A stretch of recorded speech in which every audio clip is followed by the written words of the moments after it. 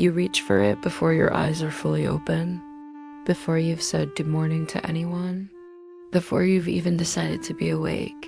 Your hand just knows where it is. And the first thing you see isn't the world, it's a screen. You tell yourself you're just checking the time, just seeing if anything important happened while you slept. But 20 minutes later, you're still scrolling and you don't even remember what you've seen, just that you couldn't stop. They say phones are tools, but when's the last time a tool made you feel like this? Anxious when it's not near you, compulsive when it's in your hand, empty when you finally put it down. This isn't about laziness. It's not about lack of discipline. It's about what happens when a device is designed to hijack the most vulnerable parts of your brain and then convinces you it's your fault for not being able to resist. So why can't you put your phone down? What is it really giving you? And what is it taking that you don't even notice anymore? Let's begin. You're not scrolling because you're bored. You're scrolling because you're trying to feel something, or trying not to feel something, maybe both at once. Because here's the truth they don't tell you. Every time you pick up your phone, you're not looking for information. You're looking for a hit, a notification, a like, a message. Proof that you exist, that you matter, that someone somewhere is thinking about you. Psychologists call this variable reward scheduling, the same mechanism that makes slot machines addictive. You don't know when the reward is coming, so you keep checking, keep pulling, keep scrolling, because maybe this time there will be something, and when there isn't, you don't stop. You just keep looking, because the possibility of reward is more powerful than the reward itself. Your brain doesn't care that most of what you see is meaningless. It cares that sometimes, just sometimes, there's a dopamine hit waiting, and that maybe keeps you coming back over and over.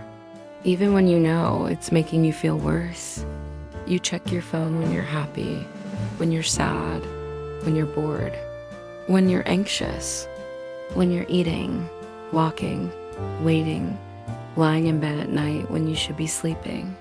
It's become the answer to every feeling you don't know what to do with, and the absence of feeling when nothing else is happening, because silence is uncomfortable.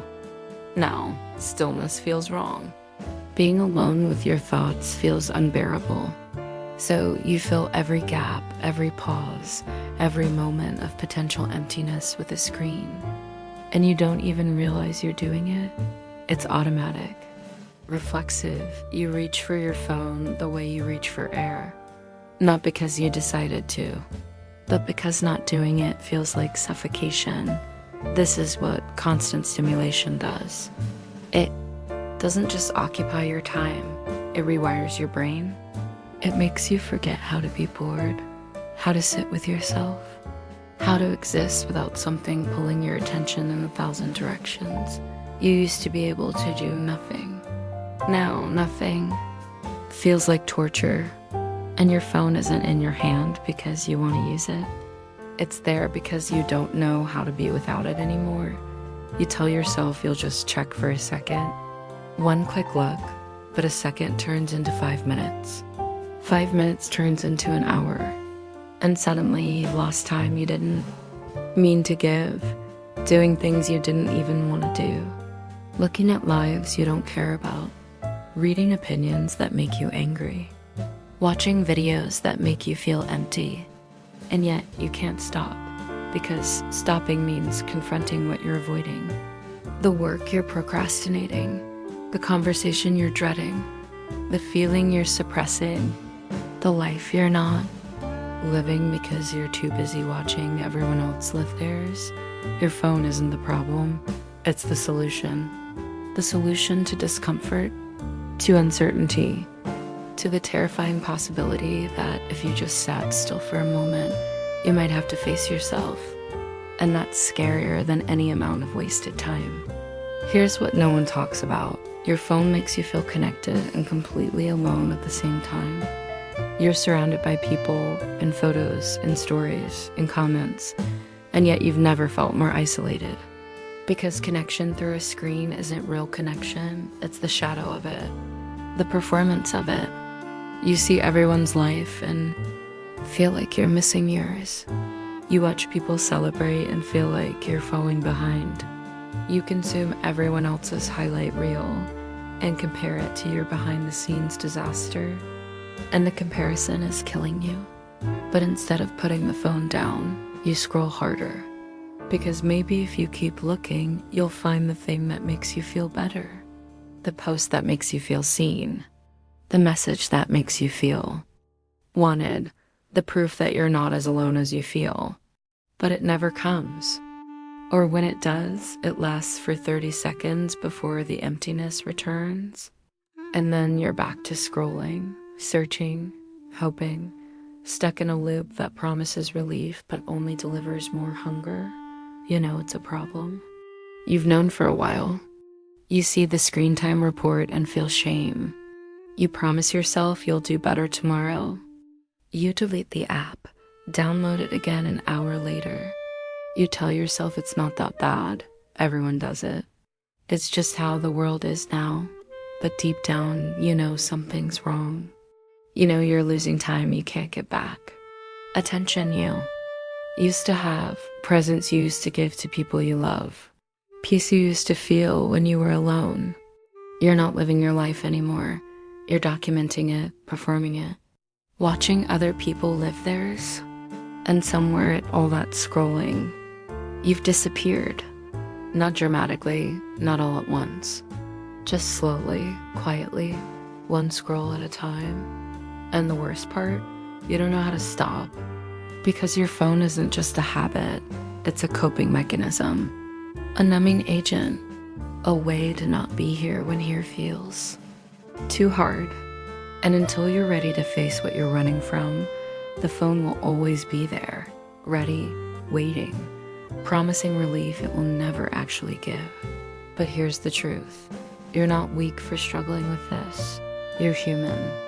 And your phone was designed by people who spent years figuring out how to make it irresistible, how to trigger your fear of missing out, your need for validation, your craving for novelty, your discomfort with stillness. They didn't make a tool, they made a trap. And you walked into it like everyone else. So no, you're not broken. You're not undisciplined. You're not pathetic. You're caught in something that was designed to catch you. And recognizing that is the first step to getting free. Putting your phone down isn't about willpower. It's about understanding what you're really reaching for when you pick it up. It's about learning to sit with discomfort instead of scrolling through it. It's about reclaiming your attention from a system that profits from stealing it. It's about remembering that your life is happening here, not on a screen, not in someone else's story, not in the comment section or the endless scroll. Here, in the room you're in, with the people who are actually present. In the moments you keep missing because you're looking down, you deserve to be here, fully, without a device mediating every experience, without the constant pull of somewhere else. You deserve to feel boredom without panic, stillness without anxiety, presence without performance. And it starts with one moment, one choice. One time you feel the pull and don't give in. Not because you're strong, but because you're tired of losing time to something that never loved you back. If this felt familiar, if you've been reaching for your phone to avoid being here, you're not alone. This is a space where we explore these patterns without judgment. If you'd like to stay connected, consider subscribing. And if you're ready to share what your relationship with your phone really feels like, what you're avoiding, what you're searching for, the comments are open. Your honesty might help someone else see their own pattern. Thank you for being here, for reading this instead of scrolling past it. That's already something.